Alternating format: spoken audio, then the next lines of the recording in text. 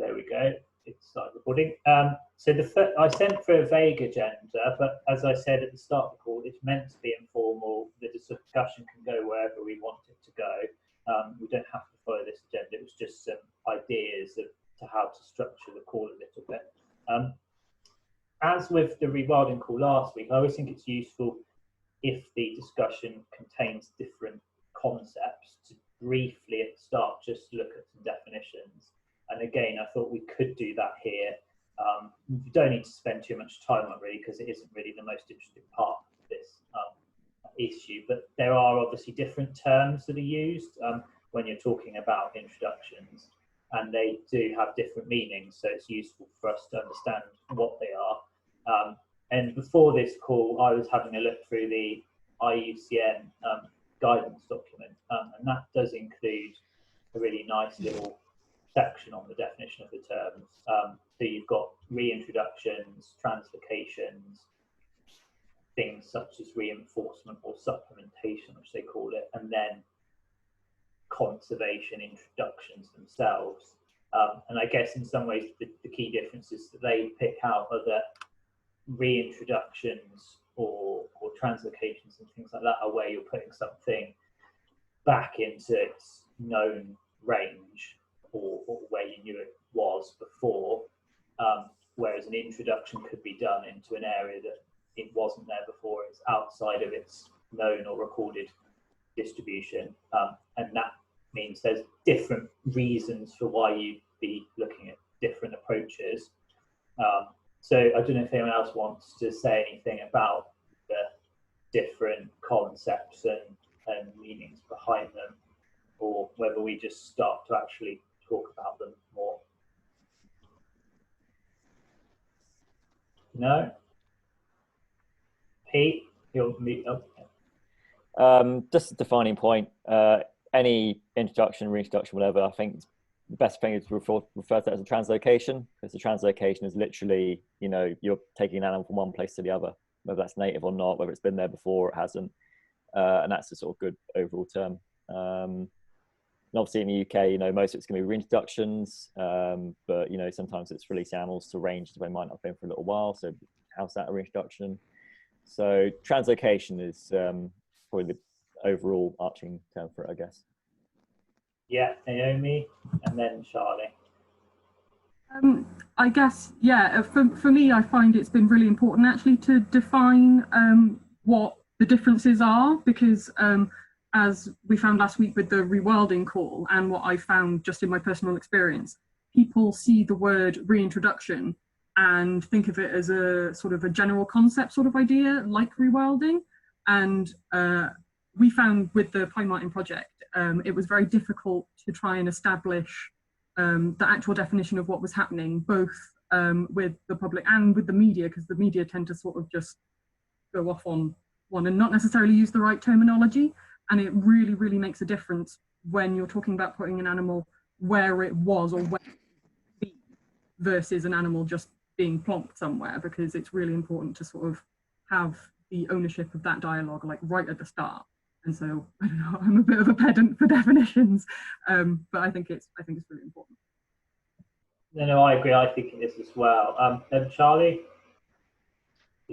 Yeah, when you said the word translocation, to me, I picture that as being literally catching things at one site and moving them to another, whereas I thought like breeding things would be a different one, and I assumed, I don't know much about it, but I assumed that breeding, where you're breeding something to release, would be a different definition to just moving things from one translocation. Yeah, that's generally used in a sort of shortened context for a wild-to-wild thing. So, so the Pine Marten project Naomi's involved in, for example, that is a wild-to-wild translocation. But if you've captive bred something and then you've moved it somewhere else, you're still translocating an animal from a captive setting to the wild. It's just that it's more used to distinguish between a wild-to-wild release or a captive-to-wild release. I know it sounds confusing, but yeah, but it's still a translocation if you're moving something to somewhere else, basically. And that's why in the Scottish guidelines, it is the guidelines of translocation code. Naturally England are currently drafting up their own code, which they're calling the translocation code, to encompass, you know, wild to wild, captive to wild, that kind of thing, all in one bucket, basically. Yeah, thank you, Peter. Tom, you put your hand up, didn't you? And then Nick. Yeah, I think it's important to recognise that sort of vagueness to some of the, not necessarily the definitions, but how they're used. And it's not just in the media. If you go through reintroduction or translocation literature, there's many different terms used for exactly the same projects, and they overlap a lot. And I think even though the IUCN definitions are quite sound and solid for what they are and what they're describing, the way it's often used in scientific studies themselves often leads to even more confusion, which is quite unhelpful. So, I mean, the most recent guidelines came in 2013, so potentially those definitions might stick in the long run, but certainly historic literature is very confusing. Yeah, definitely. Nick, did you? Yeah, there's a guy called Philip Seddon who's done loads of really good work on this, trying to pin down these definitions, and he's wrote some really good papers which kind of define a spectrum of these interventions, generally depending on how the extent to which they rely on documented historical distribution, he calls it. So from reintroductions through ecological replacements, so a different species that wasn't there before, right up to a community construction where you're just building a whole new ecosystem, really. So there is some good work on this, because I think it's been realized, especially in the conservation literature, that a lot of these words are used, as you've all been saying, kind of by different people in different ways, and it's not particularly helpful for the science and also for the kind of public engagement side. Yeah, no, thank you. Yeah, I agree with all of that what's been said. But I guess I think it's important to have that conversation. Also, I think it's important that we don't get too bogged down in the sort of semantics of it. But I do think it's useful when you have words that can be used, as Tom was saying, the same thing with different words all the time. So it can get a bit confusing knowing what someone's talking about, which is what we talked about in the rewilding call last week as well. But does anyone have anything else you wanted to say on definitions? Or shall we just go straight into sort of the main part of the call? We can actually talk about these things. Charley, yeah. Just seeing as you mentioned the call last week, that's been kind of in the back of my mind all week, and we were very, it was nice that we were very flexible and listened to all these different uses of the word, but it's still like, as a scientific concept, I don't know what the word is. It does have a definition, and it's not what some people were using last week. So I don't know, I'm still a bit confused and not sure how I feel about it. That was all I was going to say. I don't know if anyone else has been thinking about it all week like me, but yeah, no, I do know what you mean. I'll come to you, Thomas. Yeah, there is it is a bit weird, because some of these things we are talking about, they do have definitions, but I think they sort of become like language, corrupted or changed through time and through use. And so there is almost a social element or a language element to the way the words are used. Tom, did you want to say? Yeah, just for the purpose of this discussion, I guess one of the main differences to understand is the difference between an introduction and a reintroduction. And I think if we come on later to talk about case studies, understanding that a reintroduction is reintroducing something back to its indigenous range or its former range, and a conservation introduction is an analog species or something like that maybe didn't exist in that area before. I think as long as we have that distinction in our minds when we talk about it, I think the rest of the terms do overlap enough that we don't really need to get bogged down too much. Yeah, no, I definitely agree with that. And that was sort of my reason for just including this part of the course, just to make sure we understood that basic difference, because there's differences in terms of what you talk about, in terms of why you did it or why a different approach was taken, if you understood the differences between the approaches. So if everyone's happy, I mean, this agenda is probably more flexible than the one last week. So I did just put we could start with talking about how you might actually make a decision to do a reintroduction or an introduction. So what would you actually be thinking about before you even did it? And what would be the things you'd be considering that would make you decide to do that thing?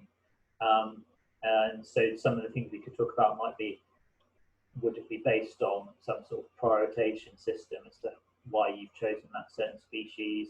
Would it be looking at keystone species and the functions that that species might provide? Would it be thinking about which is the easiest species to put back when not tackling the hard ones? Or would it be picking species that you know you can get support for? So does anyone want to sort of kick off with that element of decision making and how you might even begin to think about doing introductions? There's some silence now. Pete, you're... Yeah, I'll give it a shot. I think generally you look at reintroductions, obviously you look at processes which are complicated. I think a lot of them often don't need to be as complicated as they are. Some small stuff, we'll get to that later. But on the whole, they are still quite big. They're certainly very so hands-on direct conservation, which requires the forward planning necessary. So in terms of prioritize them, I would tend to go for the impact that species has on the ecology. Like, will it have a disproportionate sort of positive effect in terms of what you're prioritizing putting in there? Whether it's going to have a strong social effect as well, a strong positive social effect. Those are the sort of two key ones you're looking for, and that sort of broadly fits into what you're looking when you're then analysing your project: the ecological and the social benefits. To give an example, beavers are one that's frequently talked about in the UK. The key reason for that is they're a species that has this incredibly broad ecological effect of restoring wetlands, creating habitat, and all the rest of it. And from the social side of it, they've then got people positively responding to these animals. You look at what's happened in the River Otter, the towns around there, everyone wants their beavers back. The draw side is the bigger that effect positively, it's probably going to have a bigger effect negatively as well. And there are problems with beavers, of course, if they build a dam in the wrong place, or if they burrow into a flood bank. And there'll be a whole suite of other people who don't agree with the people who are very happy to have beavers back. And then you've got more social work as well. So it's about weighing up those benefits. So in the case of beavers, what we've seen in Europe is that actually the negative side effects of beavers can be mitigated and managed if they're willing to put the effort into doing that. And then you get the wonderful benefit of all the great wetlands that they can create and people reconnecting to them and what have you. And then on smaller scales, you've got some species which may not have a particularly significant ecological effect. If you put them in the countryside, they're not going to save a suite of other species, but they have a strong social effect and they make people connect to that wider landscape more with a deeper sense of appreciation. And I think that's an undervalued aspect. Of course, I wouldn't suggest doing that if the social effect was great and people were like, great, fantastic, but then it had a overwhelmingly negative ecological effect or overwhelmingly negative social effect on one side of things. But if the species will slot into that landscape fairly adequately, and it will create that strong sense of, let's get a bit soppy, let's use the word love, the word love for natural world. If it creates that, then, there's still a strong case for it. Yeah, no, that's a very good introduction to all of that. Thank you, Pete. Nick, I wanted to say something there. Yeah, I just wanted to ask what you thought then about reintroductions that perhaps didn't fulfill either of those roles. So I think in the Cairngorms, they introduced a fly species recently, or an insect of some sort. I can't quite remember. But I'm not saying that it doesn't have a significant ecological role.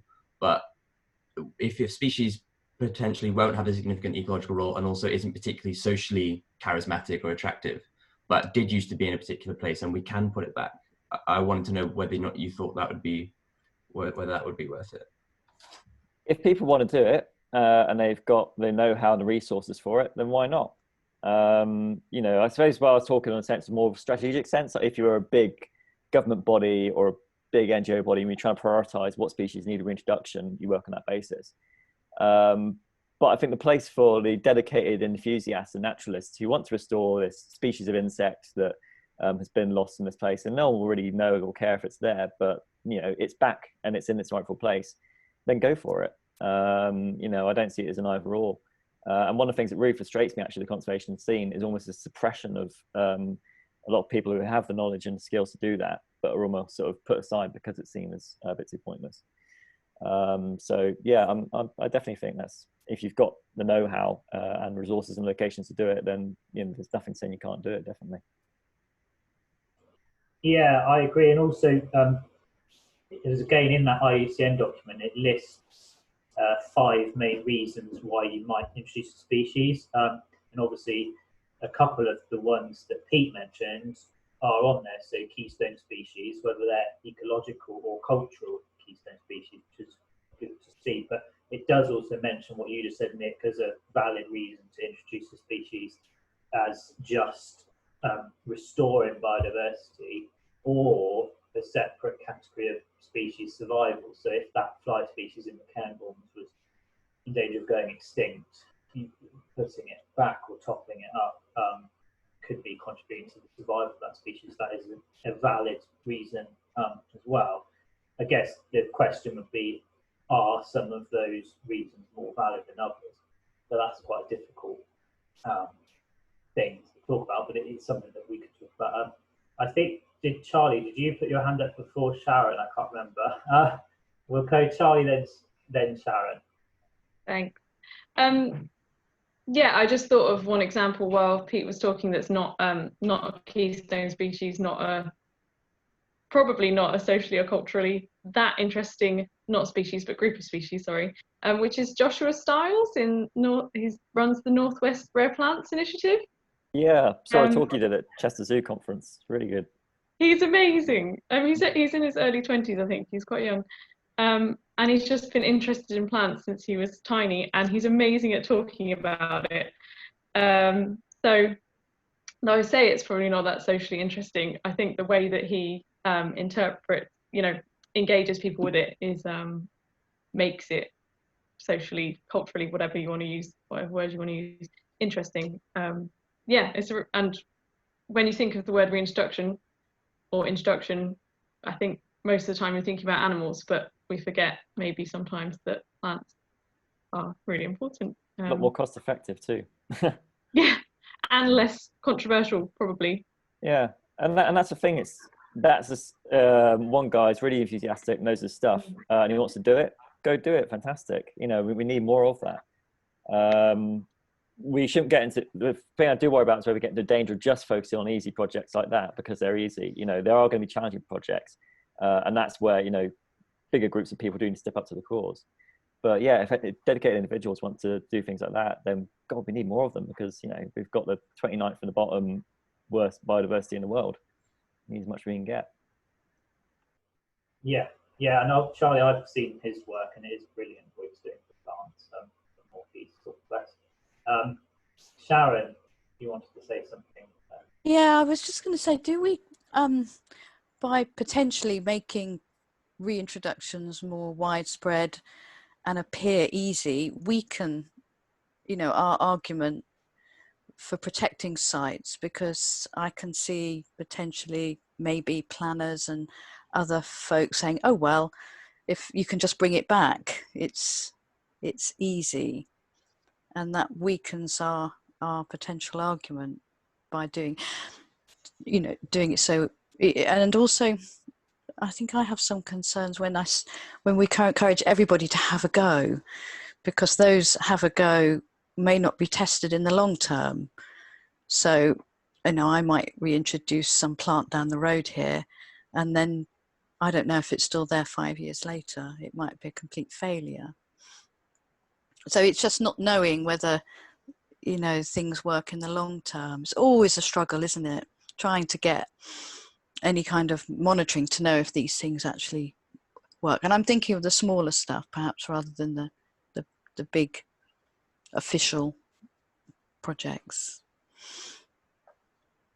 Yeah, no, I agree. And obviously, Sharon and I, working in the butterfly world, are quite aware of this because there are quite a few people around the country who sort of captive breed and release butterflies randomly wherever they wish, and it can cause a lot of issues.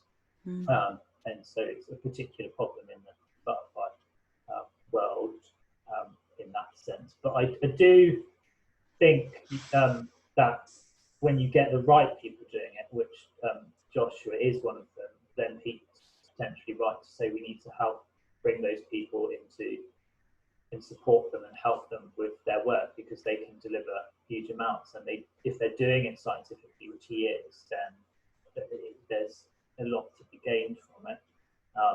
But you have to be careful how you do it. I think, Tom, you wanted to say something.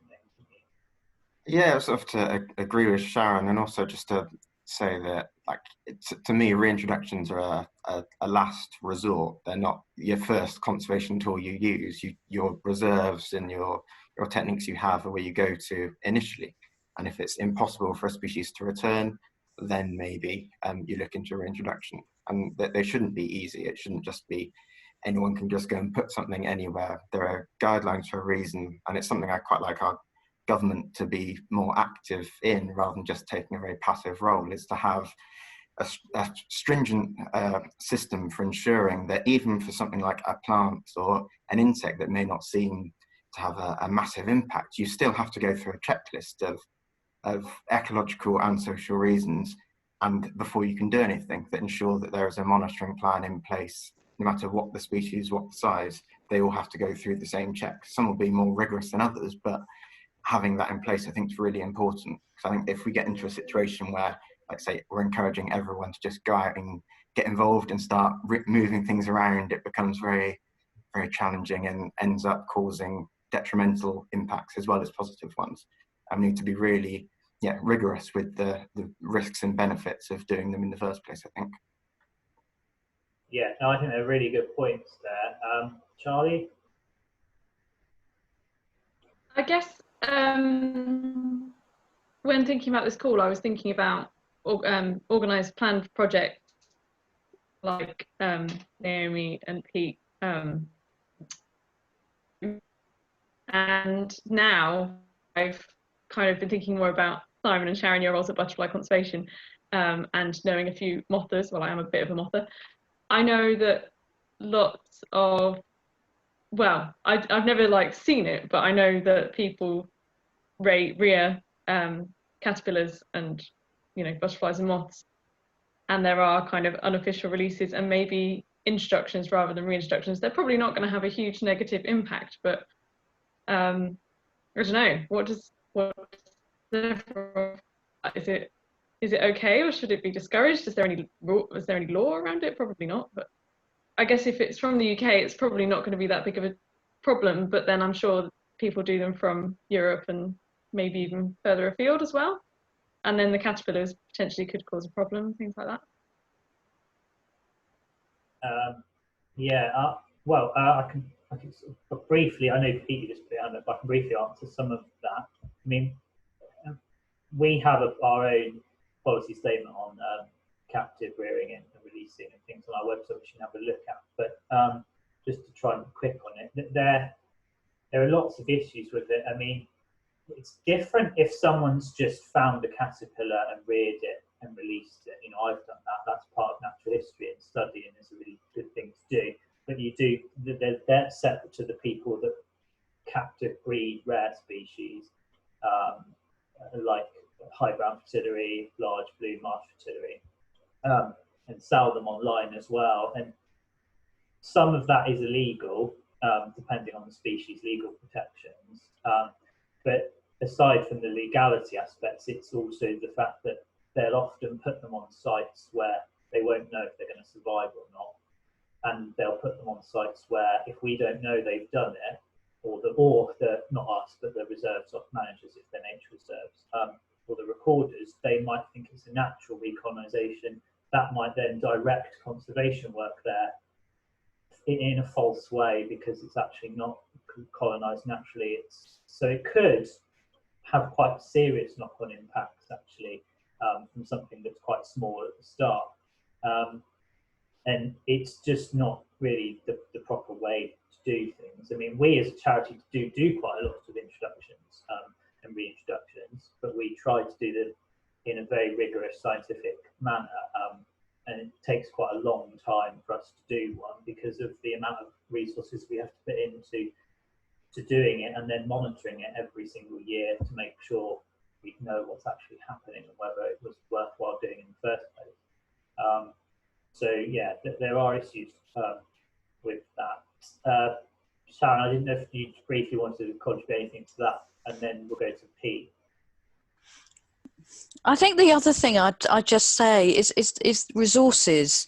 I can think of situations where money has been put into years and years ago reintroducing a butterfly at a couple of sites, and now 10 years on, that butterfly is moving naturally across a landscape. So if we're not careful, and we've got very few resources, decreasing resources, I think, as time goes on, you know, spending that on reintroductions or introductions could cloud what's happening naturally and stop us from looking after sites that are desperately needed, you know, now in danger of disappearing. So I think, you know, resources can be directed to that kind of thing when maybe, you know, there are other things that should have priority. Yeah, no, that's a good point. I think we'll go Pete, then Megan, then Naomi. Sort of addressing earlier points, but also leading quite nicely to what Sharon just said. Particularly when we talk about enthusiasts, things like that, but also the need to be, you know, rigorous about reintroductions and what have you. What I think you should be aiming for is almost like a middle ground of that, where, you know, effectively there are people out there who are very knowledgeable about the subject, their species, who are enthusiastic and are willing to sort of do this work. But, you know, you want them to know they're doing it in the right sites, and you want to know where things are happening. And if anything, you know, some of the big organisations might better divert some of that stuff into training for these enthusiasts, and keeping a log of what's happening while they go on to these projects. Just an example, myself and Charley, Frank Elliott Newton, Lucas Russo, who set up Citizen Zoo a few years ago, with that intention of basically creating a network of volunteers in rearing some of the smaller species, fully training them with all the academic expertise as well, so ensuring that they know what they're doing, know what they're talking about, having that large network of people to actually go out and spread and do the necessary expansive work you need for reintroduction, and creating a long-term commitment. And you then taking pressure off organisations having this pressure of introducing all these species across a big area, which, as you say, is pretty financially unviable. And also, the second point, you know, you can only reintroduce them where the habitat is right. I'm not sure to sort of put it there willy-nilly, because obviously, you know, that is something that needs to take into account. There's lots of species where you have to look at life history to determine whether you need to reintroduce. So if it's a species that disperses quite readily and easily, and once you restore the habitat, it should get there quite naturally on its own, then don't really worry about it. But lots of birds, for example, are natal breeders. So even if you create a great habitat, if they weren't born there, they won't come back. If you found something very similar to water voles populate a new site primarily on other water voles rather than the habitat. That's the research University of Aberdeen has found. So even if you've got other water voles nearby and you create the best habitat and you get rid of the mink, you're still going to find it's going to take years, if ever, for the water voles to recolonize, and that's when the step up of reintroduction comes to look as well. So that's another reason why knowing the species well, knowing its life history, is a big part of that. But if we get too over-conflated in the risks of reintroduction, if we start conflating risks of hazard, it puts people off, it diverts attention away, we over-worry about things, and all the destruction of the natural world, all the pollutions coming off into the rivers, all the habitat destruction that continues to entail, just goes on willy-nilly while we fluster over whether we should or shouldn't. And I strongly believe that we need more of a problem solving, you know, we've got a problem, let's solve it, let's do it attitude, rather than oh, we shouldn't or we can't. Cool, thank you. Megan, then Naomi. Right, I've got to dash off at 12, so I will keep it fairly brief. Is my signal bad? I can hear you better now, actually, I think, than before. Okay, that's fine. No, I mean, from a Scottish perspective, so we're, you know, we will talk about beavers and wolves and lynx mainly. I mean, I'm not fundamentally opposed to any of those species on a personal level, but I find it very difficult to have a sensible conversation about them when personally I feel the biggest threat to our biodiversity up here is the spread of invasive non-natives, rhododendron ponticum being a really big issue on the west coast. And I think, I mean, Pete's talking about habitat and things like that, but until you sort out those issues and have suitable habitat for those species and their prey, get all these nice structures in place, there's no point looking at the top of the pyramid if the bottom of the pyramid's crumbling. So yeah, that's kind of where I struggle with the reintroduction issue, ignoring all the sort of social elements and debate and that side of it. I struggle with on the ecological front, looking at sort of top of the pyramid, this chocolate cascade. It's a wonderful premise, but if you haven't got that foundation, you know, your soils, your vegetation, your insects, your grazers, your predators, and all that exciting stuff at the top, they're in irrelevance if you haven't got all the things to support them at the bottom. Just my sort of feeling on it. It's fun to talk about and you know, makes news headlines, but in a sort of broader landscape view, then I think we really need to be talking about managing the current problems we've got. Yeah, no, thank you, Megan. That's really good. And sorry you have to go soon, but no, that's good. Naomi, did you want to say your bit, and then Pete, if you wanted to say back to that? Oh, well, I guess can respond to Megan first, because being part of the Pine Marten project, we did a lot of pre-project sort of habitat feasibility, sort of trying to assess where the best places would be for Pine Marten reintroduction. But it's interesting that you saying about the quality of habitats anyway. I do worry that with reintroductions, we focus on areas of habitat that we have and then put the animals there or whatever, and then lose focus on the wider aspect of things. And I guess I've also seen that with other wildlife projects and conservation bodies wanting to do reintroductions because they're a sexy project. I mean, if you're doing something like Pine Martens, they're cute, they're fluffy, everyone loves Pine Martens, they get a lot of clicks on social, they generate quite a lot of support because people just really like them, you can engage people with them really easily. But then people tend to sort of forget about the whole, they're an ecological tool, they're a part of nature, it matters a lot where you put them.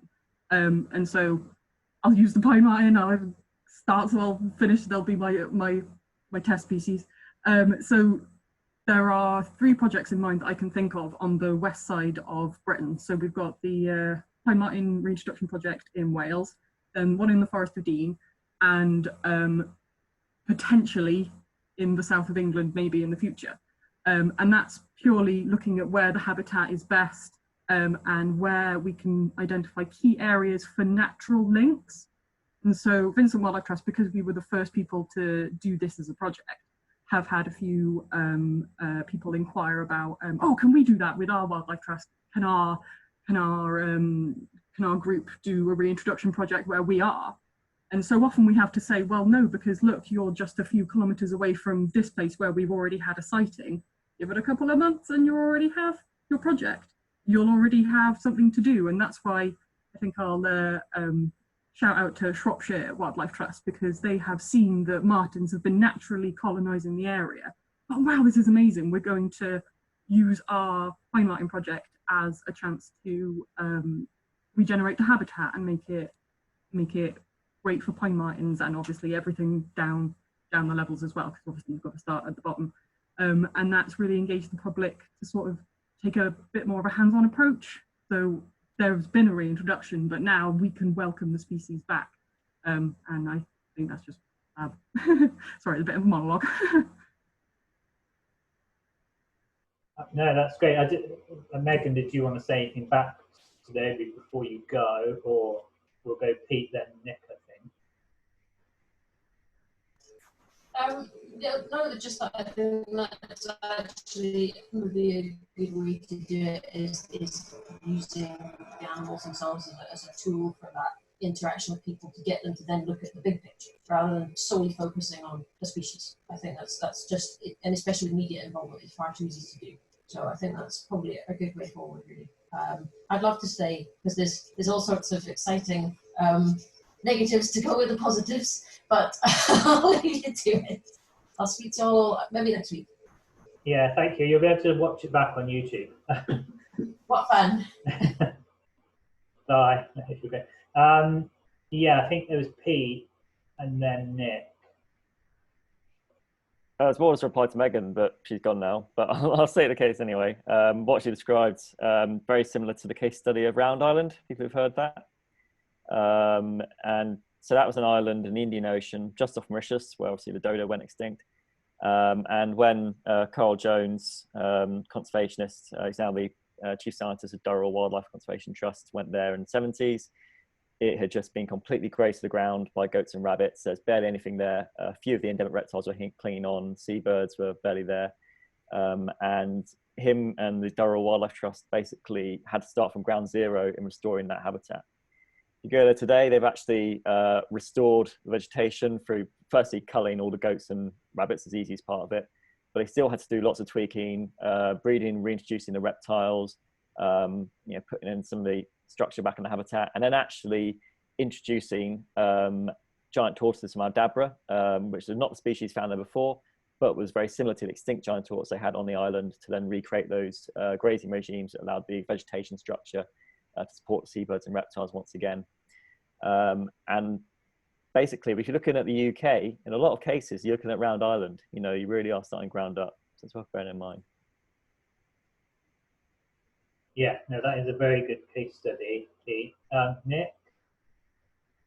Yeah, I would argue that reintroductions are part of the solution to kind of restoring these habitats. So I know Megan was saying that kind of maybe they're distracting from some of the other work we need to do to build these habitats back up and other interventions, but I think they're part of that. And I think the other thing we kind of need to think about, which I think some people miss sometimes, is that we're not going to get everyone, like the general public, interested in like the nitty gritty science of conservation and natural history. Like not everyone is going to be interested in that kind of stuff. I think a lot of us are quite, as me particularly, can be quite geeky about this stuff. And I know my friends aren't interested in it. If I say, oh, I found this tiny beetle in my garden, they're like, well, I don't care.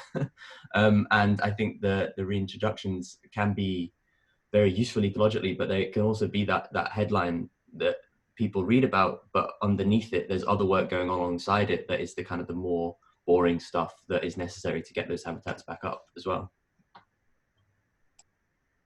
Yeah, although, I mean, I see what you mean, but I don't necessarily agree that we need to bring more exciting things back to engage people. In my experience, doing a lot of engagement with people with wildlife and community projects and events, there's often plenty of exciting species within species groups that already excite people more than the boring brown ones, for example. And I don't know if that's a strong enough argument to say that we have to bring species back to engage people. I think we have enough at the moment to engage people. I think there are better reasons to introduce species potentially than engaging more people, I think. So, anyone? Pete? I'm going to slightly disagree with Simon there. I think it is, I think I mentioned it last week as well, but it's very easy to get stuck in our bubbles, and we wonder why it's so difficult to get funding and awareness, and there's this greater sort of thrust of conservation in the UK. And you've got to bear in mind that 99.9% of the population, or 99%, it's nice to see, they might see the birds in their garden, they might occasionally see a fox in the street and think, oh, that's nice. But it's not something that really occurs to them. So actually having these species back in reintroductions can be a big way for that. That's one of the motivations for project we're working on at the moment with glowworms, which are the species that has actually declined in the UK. There's a peer-reviewed study that came out this year which has shown that there are species that don't disperse very well, so they can get isolated quite quickly. So they're actually quite a good candidate for introduction from an ecological conservation basis in the first place. But there are species which, once you see that glowing display on a summer's night, it doesn't matter whether you don't know that there's much more wildlife in a pigeon or a squirrel in this country. People love the sight of a glowworm. And the idea is using this idea of like this light in the dark, this species, basically it's a flagship species concept. There's nothing new. But it's something that in order to have glowworms back, people need to be mowing churchyards or railway embankments or meadows or fields within their communities less, cutting down some of the lights. And by doing that, they're actually supporting all the other wildlife that needs that, more of that scrub, more of that unknown habitat.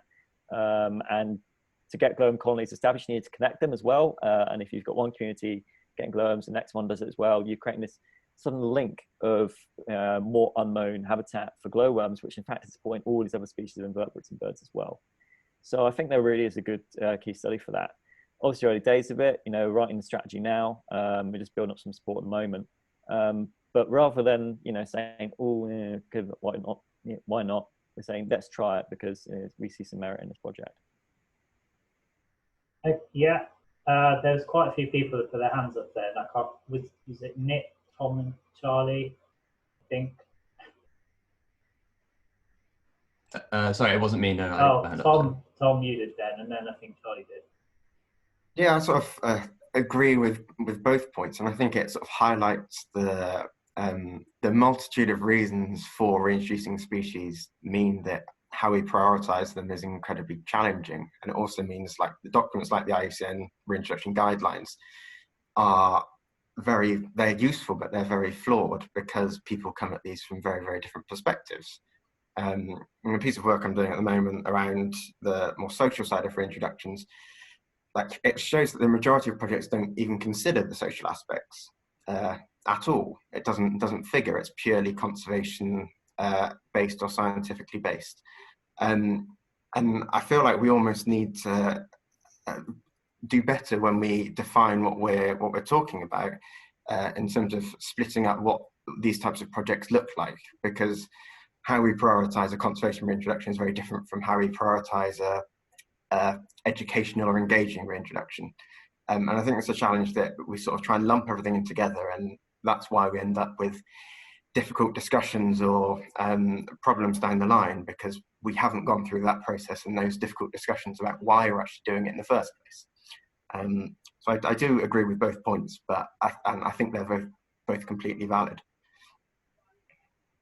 No, I think that's an excellent point there, and I think that, yeah, I think you're completely right to say the key thing is to have that conversation and actually discuss it, and whoever's involved in said introduction or reintroduction actually talks about and works out why they're doing it and considers all the different views.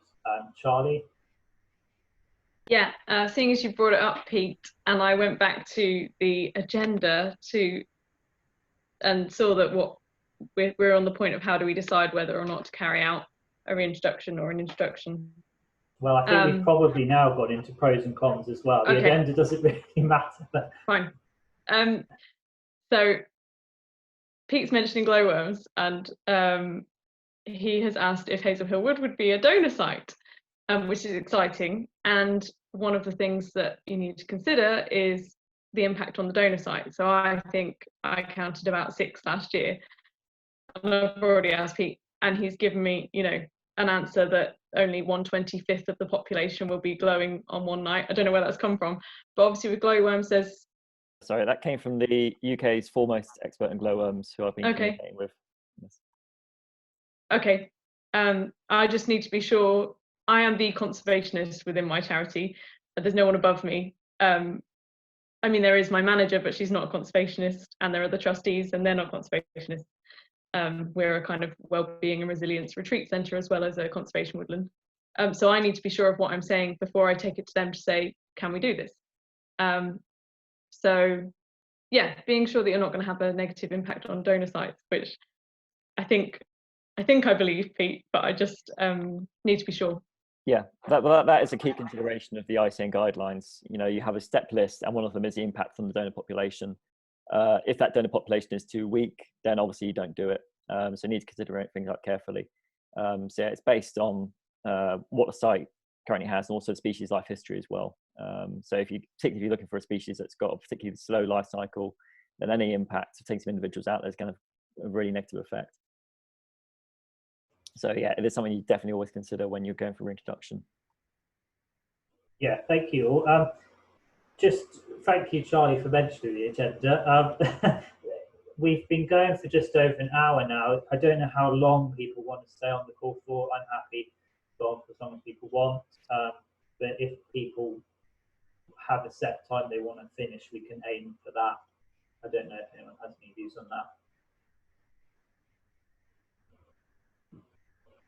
No, well, last time we did about, yeah, Charlie said half 12, people said half 12, that's fine. Last time we did an hour and a half, so we'll aim for that.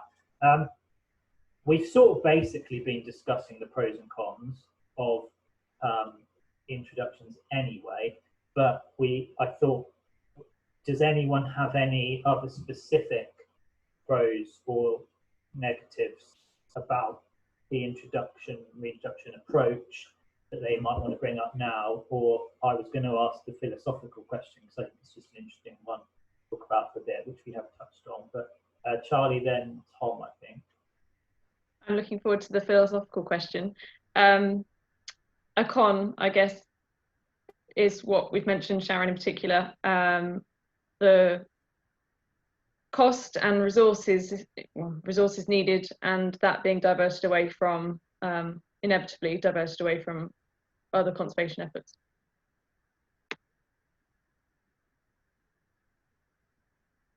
Yeah, and Tom?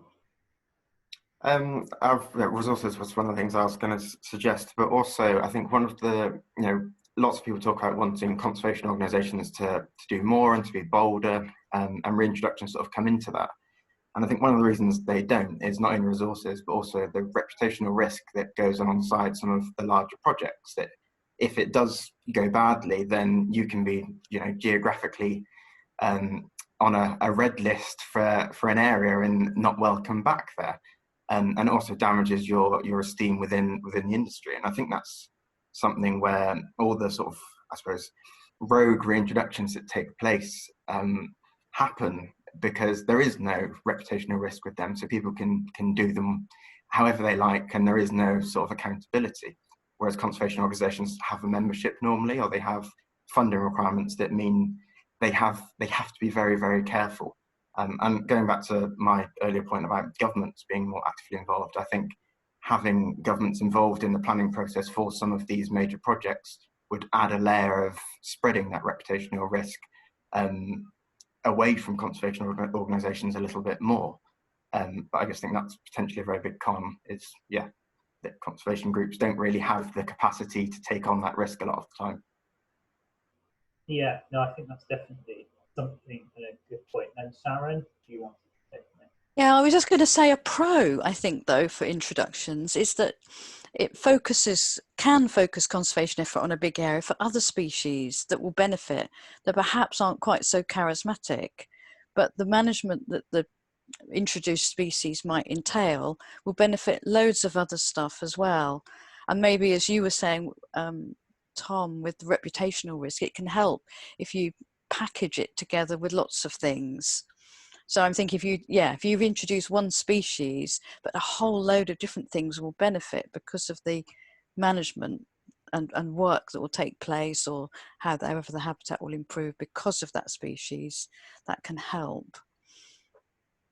Yeah, no, definitely. I was going to say to Tom, actually, that I think, as you've said, Sharon, is the way you communicate and frame an introduction can be a real key part as to how it's perceived and how people react to it, and whether they criticise it if it fails, if you frame it the right way. But Tom, you wanted to say something?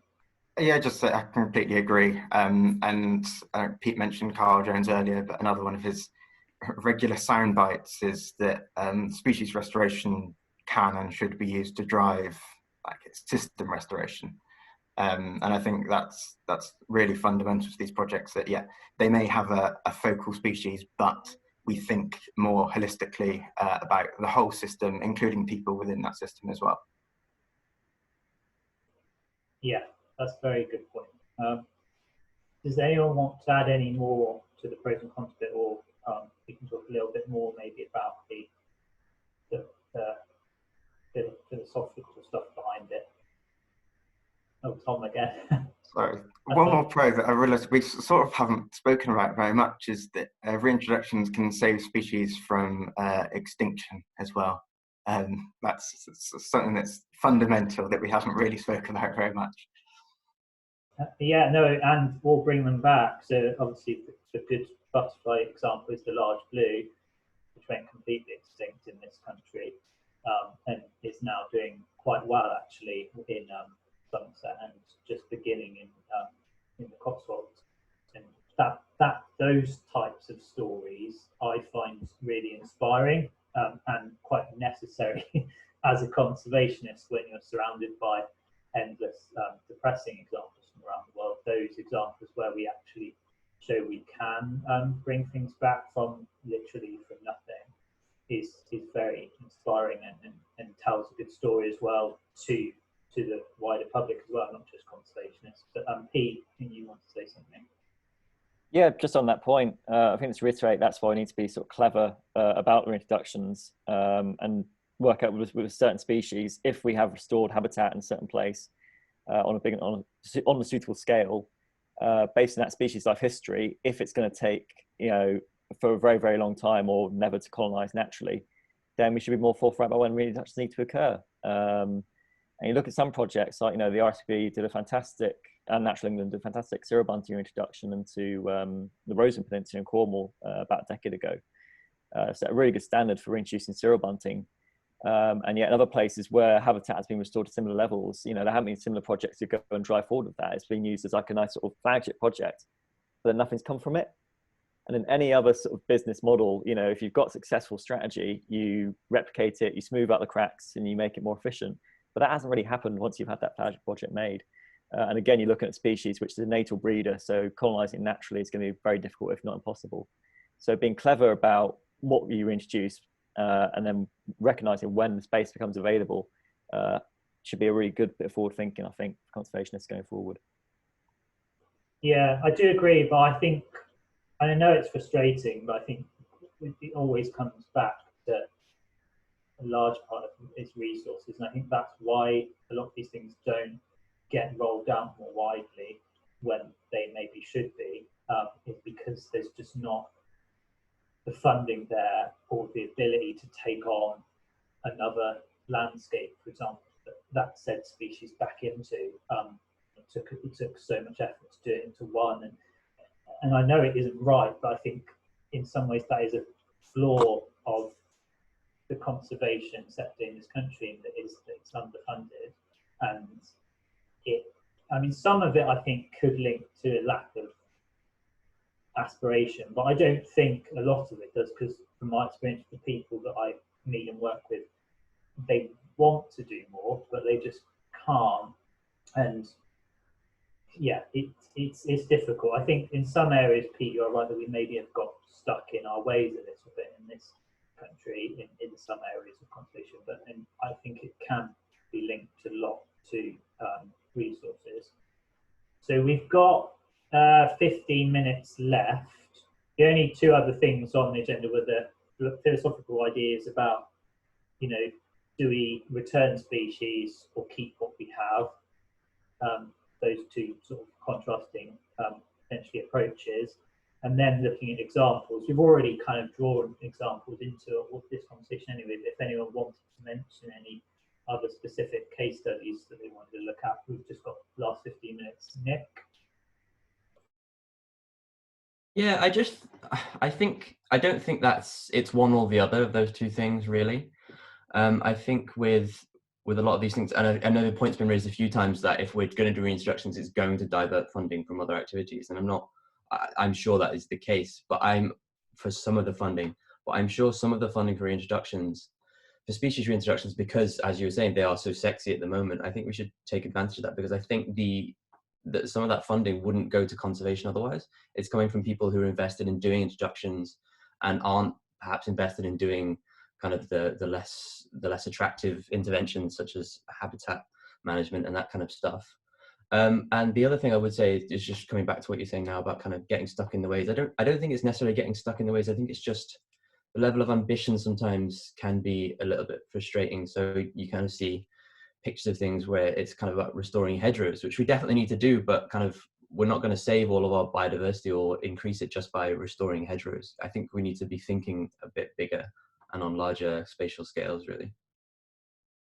Yeah, no, I definitely agree with that. I gave both points, actually, yeah, but I framed them in that question as if they were against each other, but I agree they're not mutually exclusive. You can do both. Naomi? Well, it just popped into my head after what Nick said about saving the hedgerows. I find it very interesting that, not about reintroductions now, but just about habitat management, that organisations like Plant Life have been championing no-mows, like stopping mowing road verges and things like that. And they've been doing it for a couple of years, but it's not until recently when the connection between sort of road verge planters and bees and bumblebees was made, when I personally have seen the sort of public reaction to that, and now people are like, we need to protect the plants because of the bees. And I think it's, if you tap into what people want, because unfortunately that seems to, well, you need to find what people are attached to, and maybe if they're not attached to plants, they will attach to bees, and maybe bees can be sexy. And so yeah, I think it's important about finding what will click with people, because at the end of the day, it's people that you want to come and volunteer with you to sort of do your baseline habitat management that maybe isn't so sexy. So exactly what I want to do with the glowworms, cut them back in the mowing. Yeah, anyone else?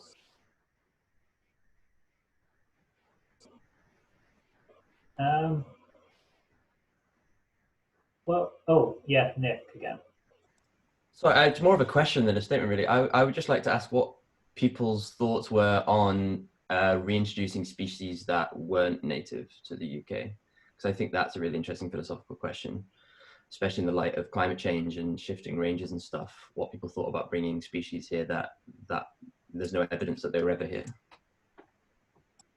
That's a really good question. I was hoping, in a way, we would talk about that if we had talked about the white stork introduction, although that might have been native, but I'm afraid I don't know enough about that, and I was hoping Pete could educate us, but we might not have time. But I'll just, I mean, I haven't really looked into that aspect of introductions too much. I don't know what my view on it is, actually, to be honest. There's a part of me that thinks, when I thought a little bit about it, is that we are gaining species often annually, naturally anyway, particularly insects that cross the channel. And so we are there is a level of natural dispersal happening, and that's interesting to study and see what's going on. And even in the Somerset levels where I live, you've had species like the great white egret, night heron, little bittern, glossy ibis starting to come in naturally and breed, sometimes successfully, sometimes not. And so we're getting new bird species coming in. And obviously, I think as best practice, you'd probably welcome natural rather than introduced. But I don't necessarily, I can't think in my head of a reason why I would just automatically be against introducing non-natives. Obviously, it goes without saying that if you were doing that, you'd need to be really careful, because we all know the examples all around the world where that's been done and gone horribly wrong. But that I'm sure would be done properly if someone was going to do that. And you are right to say that climate change has to be considered. And obviously, and we as a charity, Butterfly Conservation, are having to start to think about that because of range shift of butterflies and moths northwards, and thinking about, well, can they actually get to the next pocket of habitat 100 miles north, because there's barren farmland in between? If they can't, are we going to have to move them? I know that's slightly different, but it's a similar principle as the English Channel being a barrier. And actually, something just popped into my head on that, and I'll go to Pete, so I think you want to see it, was that one of the best things that someone said about, I think it was wolves, they said that if we didn't have the English Channel, we'd probably almost certainly have wolves in this country by now. And so that's an interesting thing to bear in mind, and that kind of illustrates the point that if wolves can't get here naturally, and they would ordinarily be getting here naturally, should we bring them here, or is the channel actually a natural barrier? I don't know. It's an interesting question, but Pete, I think, might want to say something. I'll quickly address the wolf point. Yeah, effectively, if there wasn't the channel, we would have wolves back already. They're now in every country in Europe. And the Germans say you should think of them like a big fox or a carnivorous roe deer. They don't need wilderness landscapes. All they need is food. And you might have seen photos in Belgium in the last month or so of wolves in countryside. It doesn't look like Sussex, you know, let alone somewhere up in the Yorkshire Dales or in Dartmoor. It looks very, very intensive agriculture. It's, you know, if you're looking at ecological feasibility alone with the large carnivores, if you cut people out of the equation entirely, wolves are far more suitable than lynx. It's only when you bring people into the equation that they are much more unsuitable, and that's why there is a much bigger, more complex debate, and it's why the wolf is, you know, the most contentious reintroduction you could think of that you could do right now, if you exclude brown bears. But so coming back to the point on climate change and technically non-native species, that's a really interesting point when you consider the herpetofauna, the reptiles and amphibians. So obviously we've got a relatively deprived fauna, because when you look at the way Britain was cut off as an island in the last ice age, the last refuge was sort of connected to sort of Denmark, sort of Sweden, and that's where most of our herpetofauna are similar. A lot of stuff missed the boat, basically. So a lot of the reptiles and amphibians you'll find in France or Germany, you won't find here. But they are a species that, of course, are significantly susceptible to shifts in temperature. You know, it can get too hot or it can get too cold, depending on what you're looking at. And if they had wings or they could swim, they would probably be here anyway. And same way we've welcomed wasp spiders and little white egrets. But, you know, wall lizards and Asclepian snakes won't get here naturally, even though from introduced populations or enthusiasts have just chucked them out in the last century or so. We know Asclepian snakes and wall lizards can thrive in this country. The philosophical question then becomes, right, if they're having a shifting, contracting range and they survive well enough and they would have got here anyway, do we have a responsibility to release these things here? And the problem we've then got is our idea of what a non-native is, because to a lot of people, non-native means invasive all round. There is a difference in an invasive species and a non-native species. You know, and a little owl is non-native, but it's not invasive. And there's still many people who are assuming that just because it's never been found in the UK in the fossil record going back 10,000 years, that it's automatically bad. So that is, yeah, it's a question we have to sort of think about of climate change coming on. Yeah, no, that's a good point as well about the non-native invasive thing. Tom and Nick, I think you both wanted to say something. Tom, do you want to go first? Yeah, it's just from my side of things, I think focusing on what is native is obviously your first priority. But obviously with, let's say, climate change, there might be some species coming over here and potentially changing our ecology. But the idea of, you know, if the channel wasn't there, they'd colonize anyway, is like, the channel is you know, it's a natural feature. The fact that a reptile can't get across is because it doesn't have wings. That's not a reason for us to give it wings and help it. So I think that's, you know, it's something that might happen later on, or it might happen through you know, a unauthorized introduction. But for the moment, I feel like we're struggling enough with the resources we have to focus on conserving native wildlife. And I think, yes, we need to think bigger and better about what we're doing, but the starting point is what we have, rather than thinking about things other countries have that we might like. Yeah, excellent points. Nick, did you want to say some more on that? Yeah, it was just briefly about the white storks. I can't believe the debate that's been going on since they've had chicks, just with people tying themselves in knots over whether or not they're native. I mean, it's got lots of press traction. It seems to be a really successful story, and then there's been weeks of debate between conservationists and naturalists about whether or not, you know, they actually were here thousands of years ago. And it's just, I understand why it's happening, and I understand the focus on native species completely, but it just seems to be so much wasted effort. And I couldn't believe the depth that people are going into just to try and work out that little thing. Well, do you know what you mean? Although I don't think it's a little thing, because I think it is quite a key part of it to know whether they are or not, or what the chances are. Maybe we can't know for sure. But I'd just like to know, out of curiosity, whether they were native or not, or what the chances of them having been native at some point in our history are, just because it's a useful thing to know to help me understand the introduction and the project more. And I think, yeah, I think some of the arguing about it on Twitter has been a bit silly, but I think some of the general inquisitiveness about whether they are native or not, which I've expressed, is just because I'd like to understand it more. It's not necessarily a big deal for me, but I would like to know.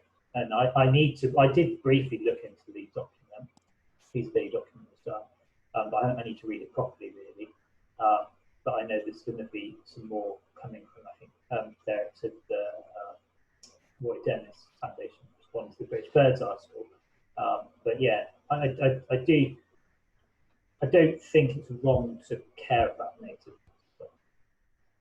Sorry, yeah, I wasn't trying to say that it's bad to try and find out whether or not they're native. It's more that the entire project hinges on whether or not they were. I think that debate to me is a bit mad. But yeah, I'm sorry. Yeah, I wasn't trying to say that it's not important to find out whether or not they were.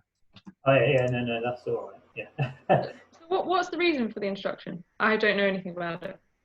Pete would probably be might be best placed to talk about it, maybe. Yeah. So one primary motivation for this was going back to one of our earliest points of this discussion, was as a former native species, because we do have them in the archaeological record.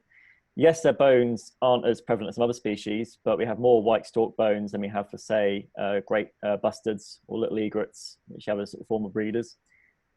We have them from the Bronze Age, the Iron Age, and the Saxon Age as well. And the rate of fossilization is relatively rare, or sort of semi-fossilization. So if you're going to have a few bones, at least it suggests that there's a bird that is at least breeding, at least semi-regularly, if not regular breeding. But it does live in habitats all over Europe, which are virtually identical. So from this baseline alone, it was on the basis of what we've seen in Europe, where white stork reintroduction projects have worked, or restoration projects have worked. This is a species that really grabs people. And when I mean people, I mean, they're not us, the outside the bubble, general public. You have stork villages. People fall in love with the pairs of storks they have. They become real charismatic birds. They become symbols for sort of driving awareness of the natural world and driving conservation. And that's been the key motivation, really, is as a symbolic species. Yeah, thank you. That was my understanding as well. We've reached 12:30 now, so unless anyone else wants to say anything else, I think people needed to leave at 12:30. So I don't know if anyone wants to say any closing remarks at all. No? Well, I'll just say then thank you all for coming. Yeah, I'm really enjoying these calls. It's really great to talk about different issues. If you're all happy, I will send an email round to organise one probably for next week. If anyone wants to suggest any topics, please do. I don't really mind what we talk about, anything really conservation related. But yeah, thank you all for coming. Cool. Thanks, Simon, again for organising, and thanks everyone. It's really nice. Thank you, Simon. Thank you. Thank you. Cheers. Right. Bye-bye. Bye.